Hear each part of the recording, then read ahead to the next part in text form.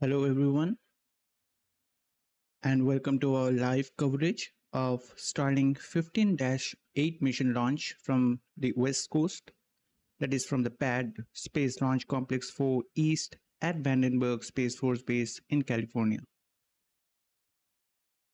If it's your first time here, hi, my name is Dipta Maitra, performing the commentary for today's mission launch, and you are watching AstroYonder live. Roger, 0G, and I feel fine. Capsule is turning around. Houston, we see a nominal MECO. Welcome to space.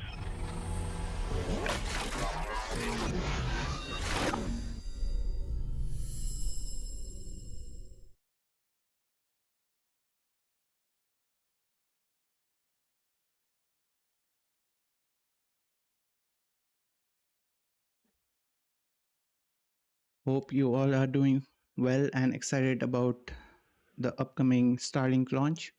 But one thing's for sure, we know you are sky high with the excitement for the next SpaceX Axiom 4 mission launch. Today we are super excited bringing you the coverage of SpaceX's 498th overall launch and the 70th Falcon 9 launch of this year. With just 3 more launches to go, SpaceX is throttling up towards their 500th launch, a major milestone in making. Now stick around, it's going to be one heck of the ride. This is going to be a major milestone for SpaceX.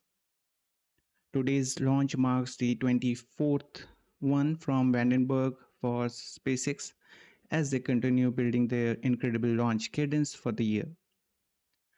As per the current launch manifest, it seems like SpaceX will hit its 500th mission launch with the Falcon 9 launch of Starlink 12-24 scheduled for no earlier than June 10th. Yes, you heard that right, on June 10th, just 43 minutes after the Axiom 4 launch. That's wild, but honestly, I was hoping their 500th launch would be the Axiom 4-1, a human spaceflight mission. That would have made it even more special. Now, just a reminder, we have had launches for Starlink Group 11, 12, and 13, but Group 14 was entirely skipped as SpaceX jumped straight to Group 15, which already had 4 launches before today's one. The same goes for Group 17, with Group 16 being skipped altogether. We are currently standing by for a Falcon 9 liftoff at 7:20 a.m. Pacific Time, 10:20 a.m. Eastern Time from California, heading on a southeast trajectory for the Starlink Group 15-8 mission, carrying a batch of 26 Starlink satellites to low Earth orbit.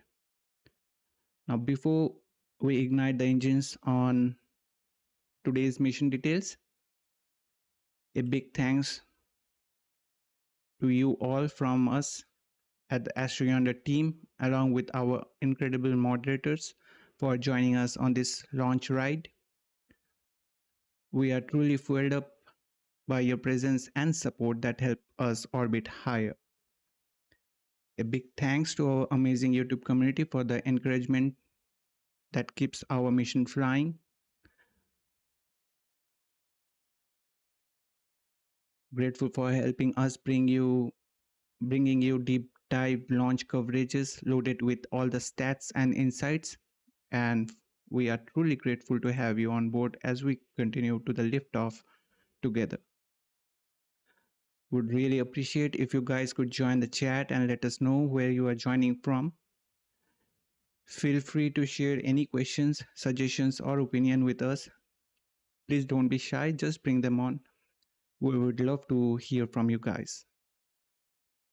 Now, just a heads up, it's just me only managing the launch coverages on my own. So if we face any technical issues or hiccups, please bear with me and be tuned in. There is absolutely nothing to worry. I will do my best to guide you through the Falcon 9 rocket launch happening in 38 minutes approximately from now. Now, once again, just a reminder, SpaceX is currently targeting a liftoff time of Falcon 9 from Vandenberg Space Force Base at 7:20 a.m. Pacific Time, 10:20 a.m. Eastern Time on Sunday, June 8th of 2025. Today we have just 13 minutes of launch window before it closes out at 7:33 a.m. Pacific Time, 10:33 a.m. Eastern Time, which was previously 10:34, I guess, 10:34 a.m. Pacific Time. Don't know for what reason SpaceX uh, made it to shrunk to coming to 7:33 a.m. But now let's get into the details for today's mission. As we don't receive launch weather forecast for Vandenberg flights from 45th Weather Squadron, but reports suggest so far the weather is looking good for today's Falcon 9 launch opportunity and the range is ready to support. Weather officials keeping a keen eye on the weather for any probability of launch weather constraint violations. The forecast calls for a temperature of 13 degrees Celsius, overcast clouds with 98% cloud cover and a wind speed of 9 miles per hour. But anyways, we hope that they are able to launch on time and not have to push off too far. But if for some reason launch does not happen today, we do have a backup opportunity tomorrow. That is on Monday, June 9th, with launch window opening at 6:27 a.m. Pacific Time, 9:27 a.m. Eastern Time. Now let's take a look at today's payload details for Starlink Group 15-8 mission. Now, before discussing about the payload details, just a reminder, today's payload does not include any direct-to-cell satellites, but it does consist of the newer optimized Starlink version 2 mini satellites. Today's launch is the 51st dedicated Starlink mission of the year, and it's, I guess, 270th overall Starlink mission for SpaceX. Before this launch, SpaceX had already sent up 1,219 Starlink satellites in 2025 alone, surpassing the 1,000 mark. And with this launch, the count jumps to 1,245. And if we include the 22 version 3 variants launched on previous 3 Starship flights, those simulator ones, the count rises more with a total of 1,267 Starlinks launched this year. We must agree that's really an astounding pace.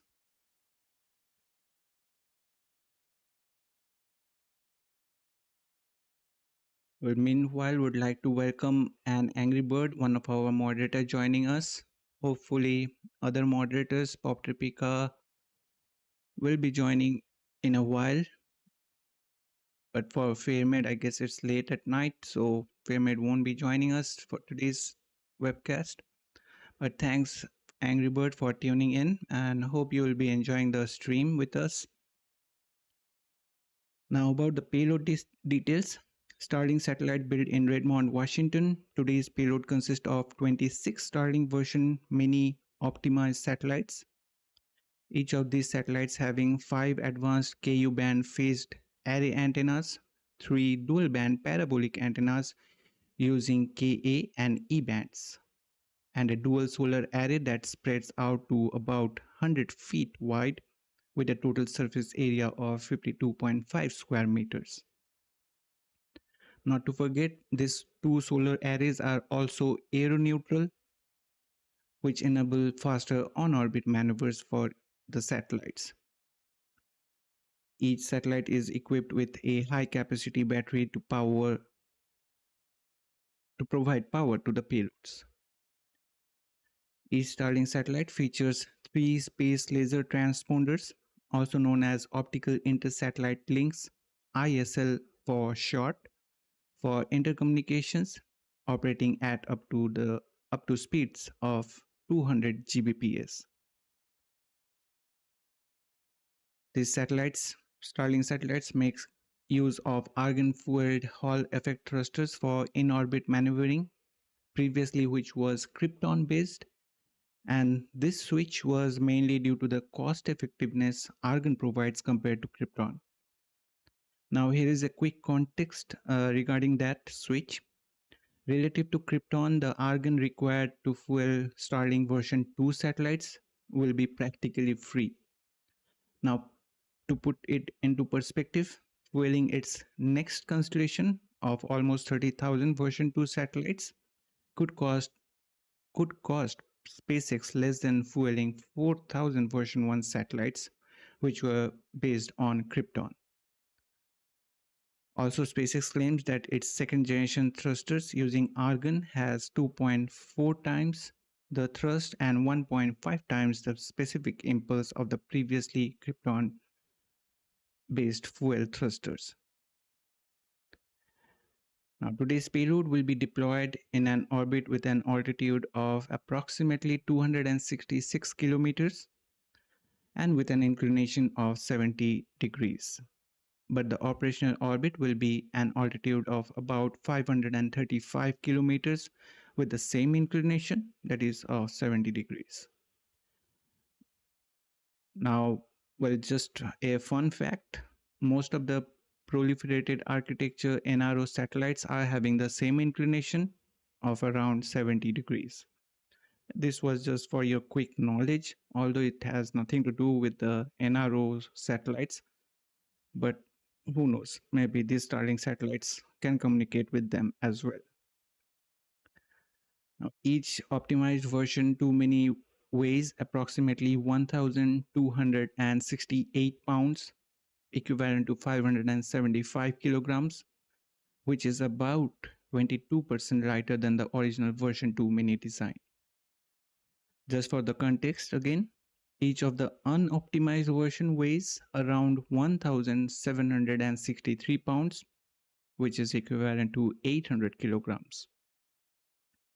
Starlink satellite uses custom-built star tracker to find their position, altitude, and orientation for optimal broadband throughput.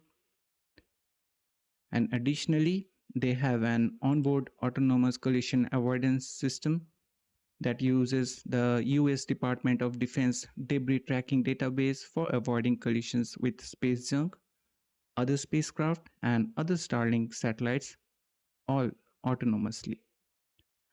Now, to understand the importance of autonomous collision avoidance system, here is a quick context.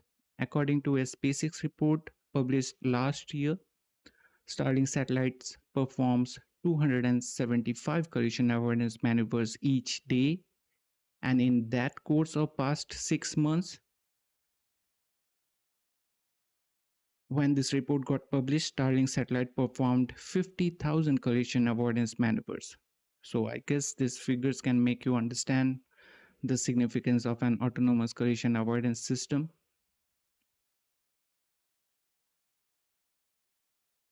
Now let's know about the optimizations made for the Starlink version 2 mini satellites, and with that, how SpaceX is leveling up the number of satellites. So firstly, the key optimization is 22% weight reduction, as I mentioned previously while discussing the payload details. That brings each satellite's launch mass to approximately 575 kilograms compared to the original version 2 minis, 800 kilograms. So this is just about a single satellite weight. If we will be considering the whole batch, that makes a huge impact and a difference. This lighter design achieved through upgraded avionics, propulsion, and power systems, which allows more satellites to fit within Falcon 9's payload carrying capacity. Additional enhancement includes a Doppio dual-band antenna for improved bandwidth, to be precise, that operates at 96 Gbps per satellite, and a mass-optimized components tailored for efficient stacking and deployment.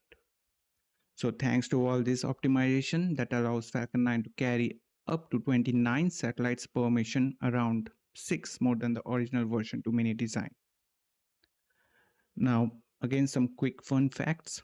The first launch of Starlink version 2 Mini with 21 satellites took place with the Starlink Group 6-1 mission from Cape Canaveral on February 27th back in 2023. Then with the Starlink Group 6-39 mission launch again from Cape on February 25th. Last year, that is 2024, SpaceX increased the number to 24 version 2 minis, the highest count at that time. But starting this year on January 21st of 2025 with Group 11-8 launch, SpaceX launched 27 optimized version 2 mini satellites for the first time. That record was soon broken on March 31st, again this year 2025, with the launch of Group 6-80 mission, which carried 28 optimized version 2 minis. Now wait, that's not done yet. The most recently on May 4th, 2025, the launch of Starlink Group 6-84 mission, SpaceX set a new record with 29 version 2 mini satellites launched, marking the biggest batch of version 2 mini variants so far. In comparison, the highest for version 1 is 60 satellites, and for version 1.5, it's 56. With today's launch, it marks the 23rd time SpaceX launching its optimized version 2 mini variants, bringing the total to 627 number of satellites. Also today is the 4th time they are launching a batch of 26 Starlink satellites. Now you may ask why go with optimized Starlink versions and why are we seeing so many of them packed into one launch? Now to answer that question, although the question is quite obvious, SpaceX is launching the optimized version 2 mini satellites as a strategic move to expand and upgrade its satellite internet network. This satellite acts as a transitional solution until the larger version 3 variant can launch aboard Starship. The lighter and more advanced version 2 mini offers roughly 4 times the capacity of earlier versions, allowing more to be launched per mission, that is up to 29 at a time, reducing costs and accelerating deployment. This helps SpaceX meet rising global demand, replace aging and deorbited version 1 or version 1.5 satellites, while maintaining consistent coverage, also building towards its authorized Generation 2 constellation of up to 30,000 satellites. Now, for example, back in February 2024, last year, SpaceX announced deorbiting 100 older version 1 satellites due to a potential flaw, and the recent data shows that SpaceX deorbit around 4 to 5 satellites each day. So this creates voids in the constellation, which SpaceX addresses by launching the new version 2 mini optimized satellites with the increased number of satellites, offering 4 times the capacity and improved performance. So I hope that helps quench your curiosity a bit, giving you a bit more insight. So now let's take a look at the flight record for the booster supporting today's Starlink 15-8 mission. The booster with tail number 1088 supporting today's mission. You can say a teenage booster with 6 previous flights in its record, including 4 non-Starlink missions like 2 NROL missions, that is NROL 126 and 57 for National Reconnaissance Office, 1 SpaceX's Rideshare Transporter 12 mission, and NASA's SpaceX and Punch mission. Additionally, this booster supported 2 Starlink missions, currently awaiting its 7th flight just minutes away. The last mission supported by today's booster was the Starlink 15-4 mission from here at Vandenberg on 12th of May 2025. Now, it is worth mentioning that these boosters, all of its 6 previous launches are from here at Vandenberg itself, and today it marks the booster's 6th flight of the year and the overall 4th landing on, of course, I still love you droneship with previous 3 land landings on landing zone 4. The booster's turnaround time as of today is 27 days. Previously, the booster on its 4th flight with NROL 57 mission, just after supporting NASA's SpaceX mission, made a new record for the quickest booster turnaround time. To be precise, it's 9 days, 3 hours and 39 minutes, reducing the previous record time by around 4 days. Before that, the quickest booster turnaround time was 13 days, 12 hours and 34 minutes, and that record was held by the booster with tail number 1080 on its 13th flight between Starlink Group 6-69 and 12-1 mission.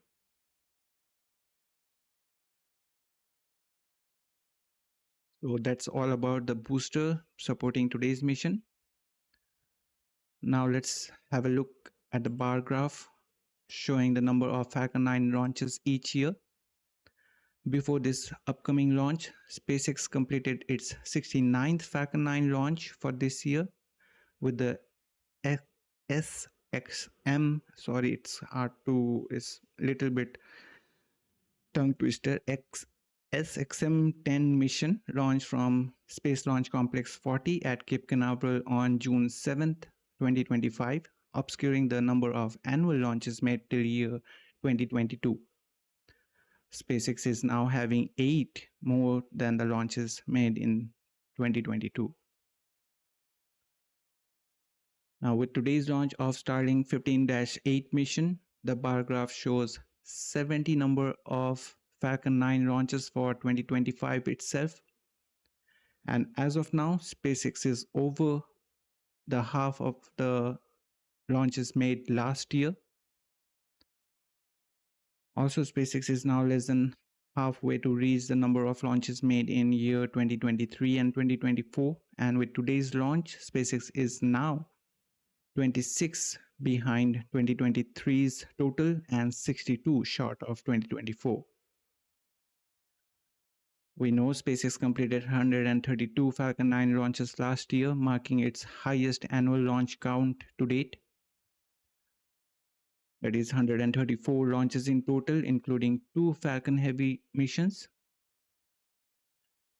Now again aiming for another record-breaking year with around 170 to 180 Falcon 9 launches just itself, apart from upcoming Falcon Heavy launches, surpassing last year's highest annual launch count, according to a previous tweet from Elon Musk. That's an ambitious target, but let's hope they pull it off. Now, if this stream fuels your love for space, give this stream a like. It's kind of fine-tuning the trajectory of our mission to build a community with amazing space enthusiasts like you joining us. And also don't forget to subscribe and turn on the bell notification so that you won't miss a single launch update. Here at AstroYonder, we believe together we will build the ultimate constellation of space enthusiasts, and we would be super grateful for your kind support.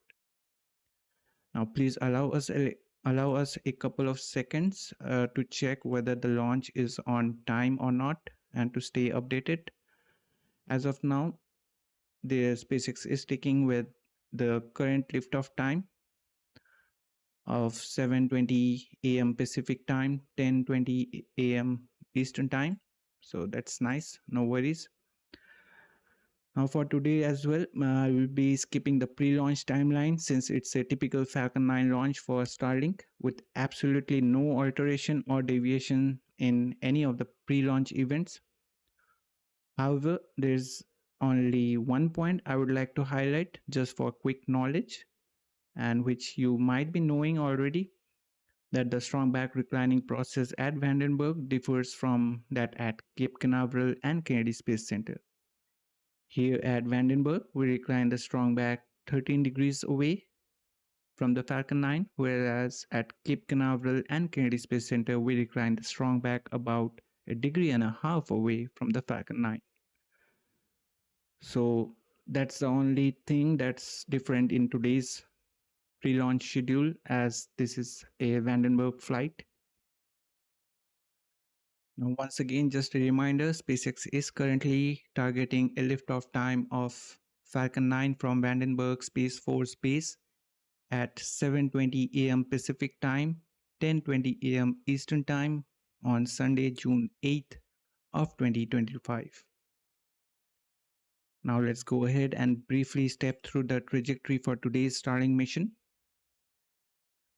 Falcon 9 leaving the pad from Space Launch Complex 4 East from Vandenberg Space Force Base with the spacecraft on board, that is the batch of 26 Starlink satellites, for a southeast trajectory along the coast of Southern California, heading into a low Earth orbit.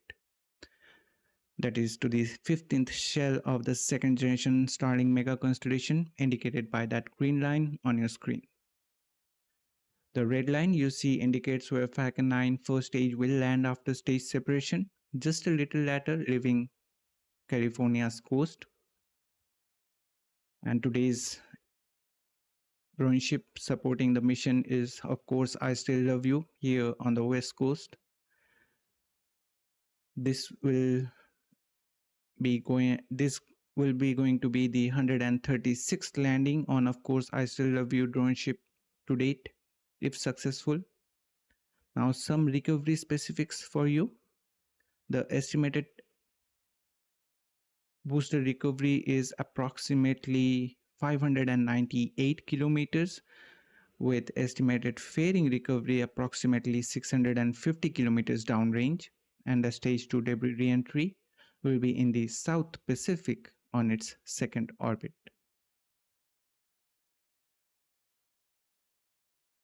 Now on your screen, here are some of the stats related to drone ship as of today. Meanwhile, would like to welcome Marcos Antonio for joining us. I hope, Marcos, you are doing well, and thanks for your greetings. Hopefully you will be enjoying the stream as we are moving ahead, getting closer to the liftoff. I guess we are just 9 minutes away from the webcast to begin. So let's just quickly move on with the other insights we have for you to share with. And speaking of the fairing recovery, the two halves of the payload fairing will be recovered slightly farther, approximately 52 kilometers downrange from where the first stage lands on the drone ship. For today, it's of course I Still Love You. After those fairing halves will smoothly splash down with the guidance of parachutes. SpaceX will utilize a recovery vessel to retrieve them.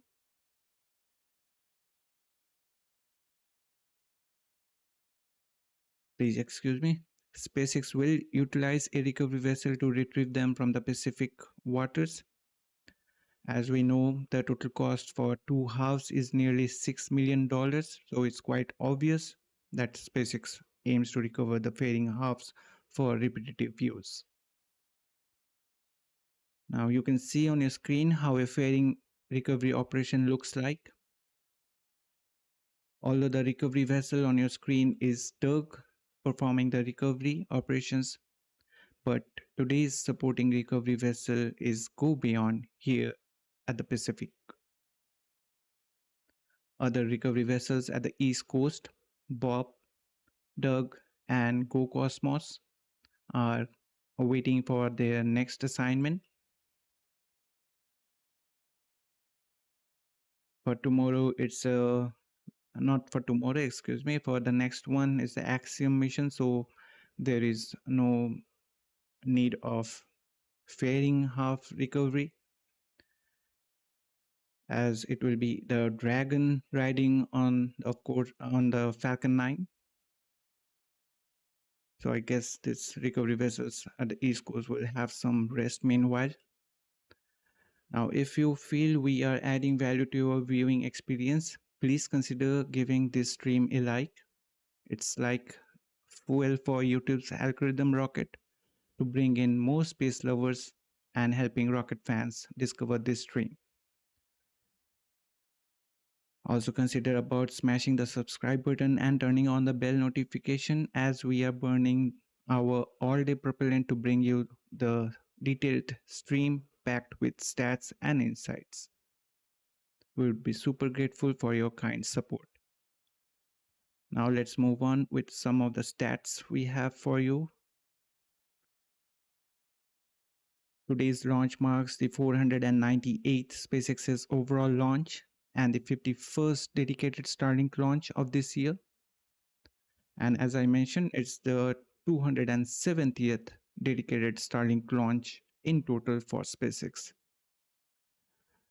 This is going to be the 485th Falcon 9 launch to date. Seventh flight of this particular Falcon 9 booster supporting today's mission, with tail number 1088 being in action after 27 days. By that I mean the booster's turnaround time is 27 days. Today's mission marks the 70th Falcon 9 launch and SpaceX's 73rd overall launch of 2025, including 3 Starship flights this year.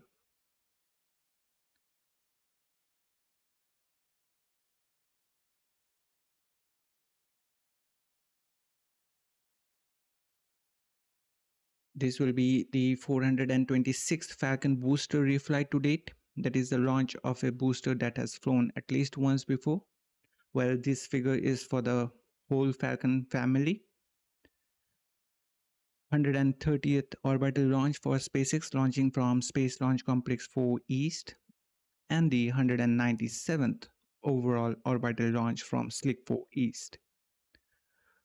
With the success of this mission, SpaceX will have a remarkable 8,899 Starlink satellites, including 648 dedicated direct-to-cell satellites launched to date.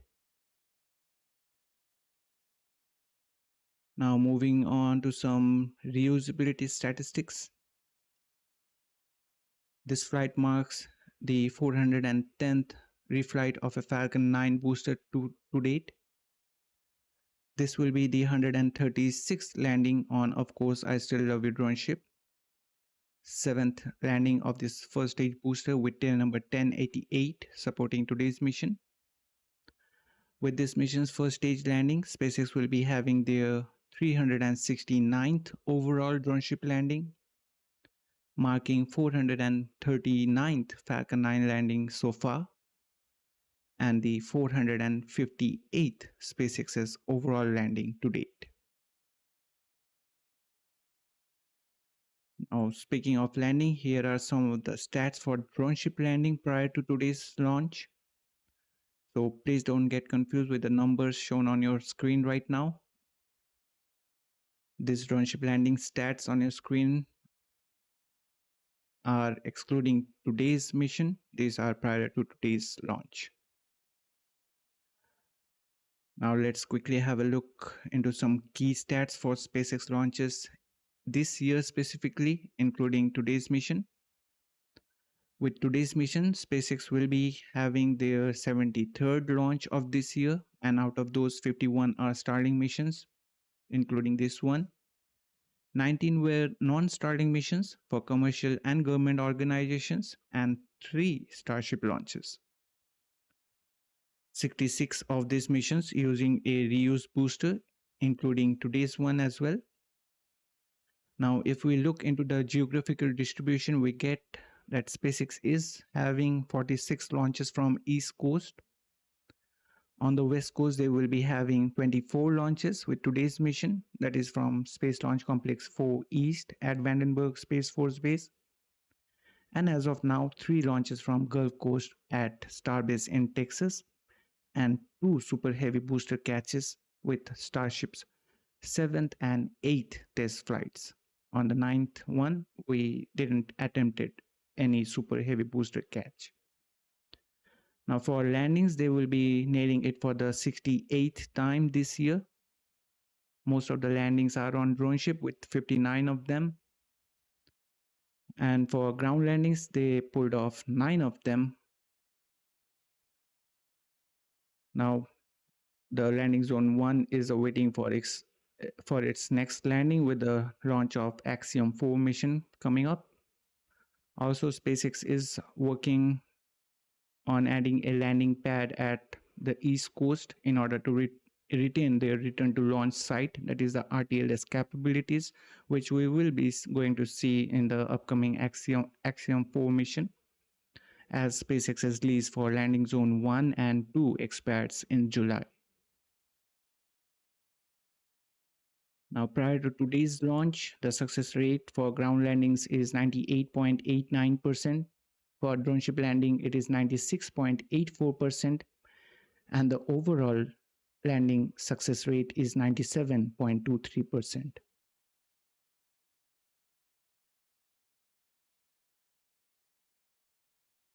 Today's mission is the 134th launch since last mission failure, that is the Starlink 9-3 mission. Now, once again, this page of stats are prior to today's launch, and what we have is 133 successful launches since last mission failure, 43 successful landings since last landing failure with Starlink 12-20 that happened this year. Booster with tail number 1067 having highest number of flights and successful landings, that is 28 times.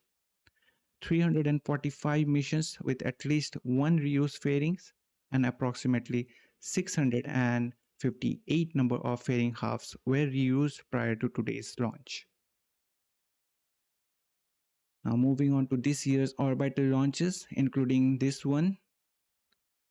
With this 126th orbital launch of the year, United States is leading with 81 launches, followed by China with 33 launches, Russia with 6, 1 launch by Japan, 2 launches by India, and Europe with 3 launches.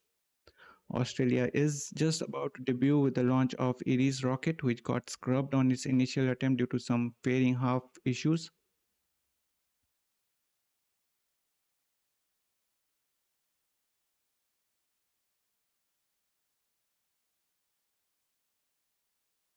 Now we have this pie chart showing 2025 orbital launches by rocket variations, including today's launch. Falcon 9 is gearing up for its 70th launch. Now, while you guys check out this pie chart, let me see if the stream is rolling or not. And as it's time for the webcast to begin. Yep, it's live. That's nice. Quite on time. So let's head over, and please give me a moment to set up the stream for you guys.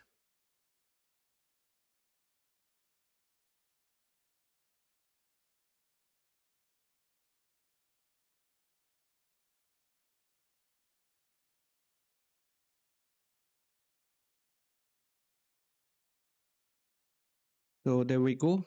SpaceX is now having some pre-launch tunes going on. I will patch in the mission audio feed once it drops. So adding value to your viewing experience is our top priority here at AstroYonder. Falcon 9 tanks are pressing for Stromback retract. If you felt we somewhat achieved that, please consider liking this stream. It really helps others to find out this stream. And also consider subscribing to our channel as we work hard to bring you streams packed with stats, details, and insights. We would be incredibly grateful for your support. Now we are getting the live view, although it's quite foggy and it's an early morning at Vandenberg. We heard the call out that the cranks are pressing. Retract has started. for strong back retract, and we just now got the call out for the initiation of the strong back retract process. I guess we won't be able to see, but even if they will be providing now, they are providing the closer view, but we won't be able to see as it's quite foggy out there. But the uh, pressurizing of the gas strong of the second stage that will firm up the tanks so that the clamp arms can open with a solid structure holding the Falcon 9. And once the arms are open, we will start reclining the strong back about 13 degrees away from the Falcon 9 since this is a Vandenberg flight. Now we will be listening in a couple of minutes for the LOX load completion for both the stages.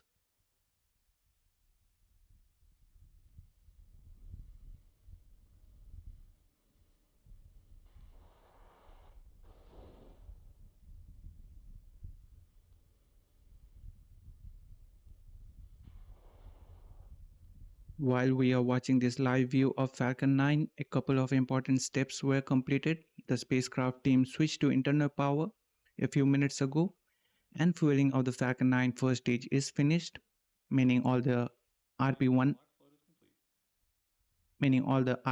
propellant is now on board. We are still loading the liquid oxygen on both the first and second stages, and just now we got the call out for stage 1 LOX load being complete. So we are now waiting for the second stage LOX load completion that will finish up just inside about T-minus 2 minutes mark.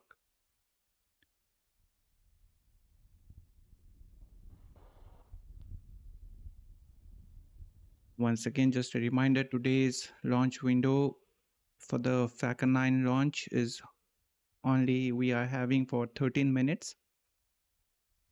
If for some reason we do not have the launch today, we do have a backup opportunity tomorrow, that is Monday, June 9th, with launch window opening at 6:27 a.m. Pacific time, 9:27 a.m. Eastern time.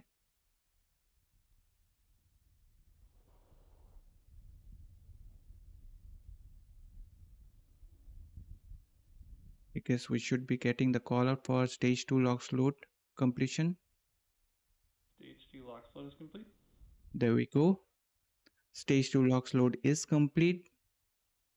That means that all the propellants are now on board the Falcon 9 with complete 1 million pounds of propellant. Now we are beginning to vent down the pressure that was remaining in the tubing on the strong back. And we did got the call out for ground gas closeout. There we bleed the extra pressure off, and that cool gas, when it reacts with the moist humid Pacific air, gives us this nice white cloud which you can see right now on your screen. Fortunately, we are getting at least this view, being such foggy out there. That's an indicator coming up for the launch. Falcon 9 is in startup. Right on time, Falcon 9 flight computers on both the stages are running the rocket to the last minute of count. So now let's listen to the go call out from SpaceX launch director. LD is go for launch. There we go. SpaceX launch director giving go for the launch. We are getting close to T-minus 30 seconds. All systems continues to remain go for the launch of Falcon 9 and Starlink. So now let's sit back and enjoy the liftoff of Falcon 9. Let's see how it looks in such a foggy weather out there. T-minus 15 seconds. 10, 9, 8, 7, 6, 5, 4, 3, 2, 1. Ignition. And liftoff of Falcon 9. Go SpaceX, go Starlink.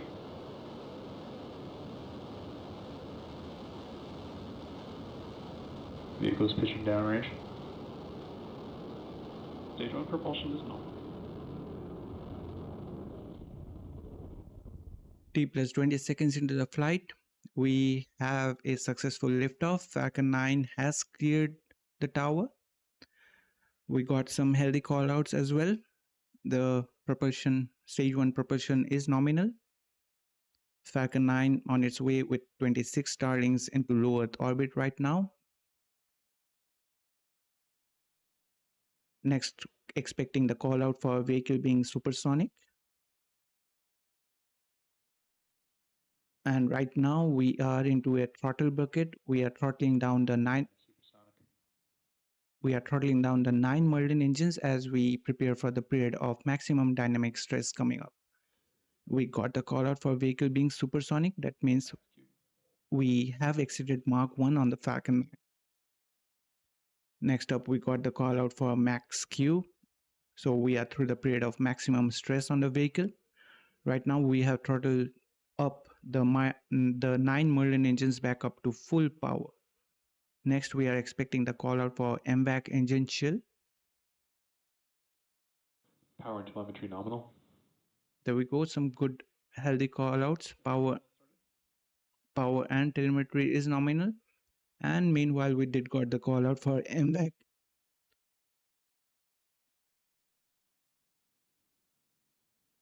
We did got the call out for MVAC engine chill. So right now we have started to chill down the MVAC engine on the second stage prior to its ignition just after stage separation.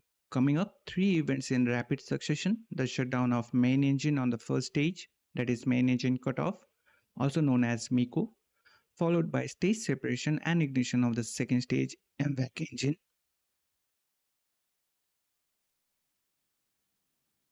Also known as ACS1, that will boost the payload into low Earth orbit. So let's sit back and wait for the call outs there. Main engine cutoff.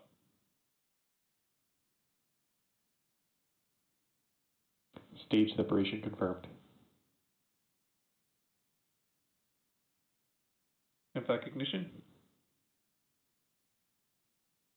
So we just got the call outs for all the back-to-back milestones, and fortunately SpaceX is providing those you can say what it calls the timers kind of to denote the events. Next, we are expecting confirmation call out for fairing separation. Although we didn't got the call out, but as you saw that we had a successful fairing separation. Fairing separation confirmed. A little bit delayed call out, but fine. And also we saw those nitrogen thrusters on the first stage beginning to reorient the first stage, and the flight computers giving the command for those 4 hypersonic titanium grid fins to being deployed. Next, we are expecting the call out for vehicle having stage 1 to have the anti-burn startup. Right now, we are getting some amazing views from both the stages. From first stage, it looks a little bit messy, but from the second stage is spectacular views we are getting. Now the first stage will continue with the guidance of the grid fins and gravity as it descends back to Earth for its landing. It will continue to rise towards the apogee before descending back down to the landing site for today. That's the drone ship, Of Course I Still Love You, stationed in the Pacific Ocean. And as of now, from the telemetry, it seems that 119 kilometers is the apogee for the first stage. Second stage, meanwhile, in the middle of its about 6 minutes of burn and is on its way into the parking orbit. So far, the launch has been great. The first stage has done it. The first stage has done its job and it's on its way back. We did got some again healthy callouts for both the vehicles as they are following the nominal trajectories. Second stage is running at full power and as expected is a daytime launch, so we are getting some amazing views from space. Right now we are getting ready for the first stage to return on the drone ship landing site. And during this part of the flight, stage 1 relies solely on its grid fins for steering as it returns to Earth. These grid fins orient the Falcon 9 during re-entry and guide the rocket through during its descent. Right now we are viewing the second stage, but getting views from the second stage, but occasionally from the first stage on the left hand side of your screen, you might notice that some nitrogen gas burst from the first stage for attitude control, that is the orientation control. These are basically used to position the vehicle as it heads back towards the drone ship. Stage 1 entry burn startup. Stage 1 FTS is saved. And there's a confirmation. We just lit 3 of those 9 Merlin 1D engines on the first stage. Now we are rapidly slowing down the vehicle, as you can see on the bottom left hand side of your screen from the telemetry as it enters the Earth's atmosphere. And this burn should last just around 25 seconds. And there we go. We got the confirmation of the shutdown of the entry burn on the first stage. But this made the first stage camera view look so messy. But anyways, I hope during the landing we will be getting some good views from the drone ship. And just a heads up, we did got the call out for stage 1 FTS being saved. That means the stage 1 re-entry burn is being accomplished. Also, in future we will be hearing the stage 2 FTS being saved. That means that the second stage is up with the orbital insertion burn. Next up will be the call out for stage 1 being transonic.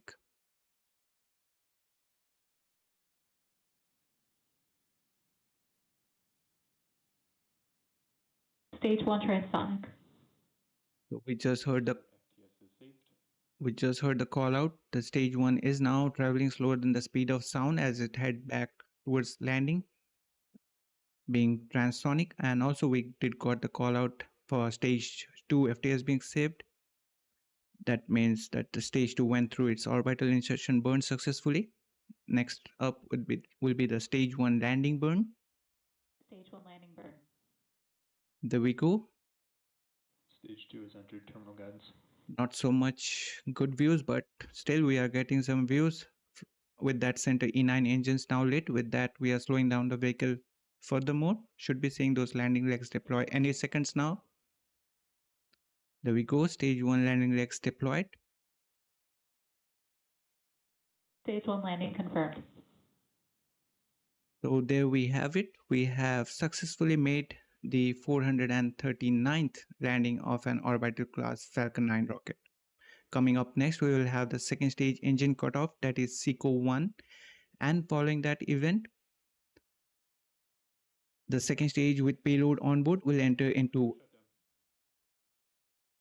nearly 45 minutes of course phase as the vehicle ascends to its target orbit for the payload deployment. And we did got the call out for MVAC shutdown, that is SECO 1, and the call out for nominal orbit insertion.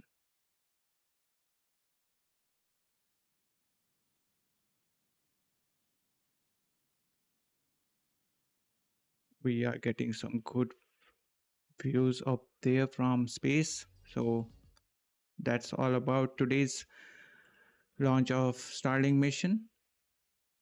And this call out we were waiting for, second stage engine cutoff SECO 1, as well as the confirmation of good nominal orbit.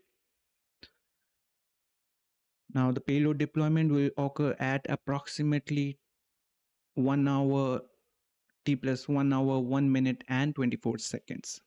Today's launch marks SpaceX's 498th successful mission and the landing marking their 458th success with 270th dedicated Starlink mission. So with that, we will wrap up our coverage for now. But before wrapping up, want to thank you for wherever you are watching our live launch coverage. It is impossible to do this broadcast without your support and encouragement. So thank you for your continued support for what we do here at AstroYonder. Be sure to check out the upcoming Axiom 4 mission launch coverage that we will be streaming. The stream is already posted on our channel and is waiting for your visit. Also, make sure to check out our social media handle on X for the latest happenings in the space industry and updates on upcoming launches. Hope you enjoyed the stream. We appreciate everyone joining us for today's launch. Wishing you a nice week ahead. Once again, thanks for watching. This is AstroYonder Live and me, Dipta. Sign off for now, and we will see you soon.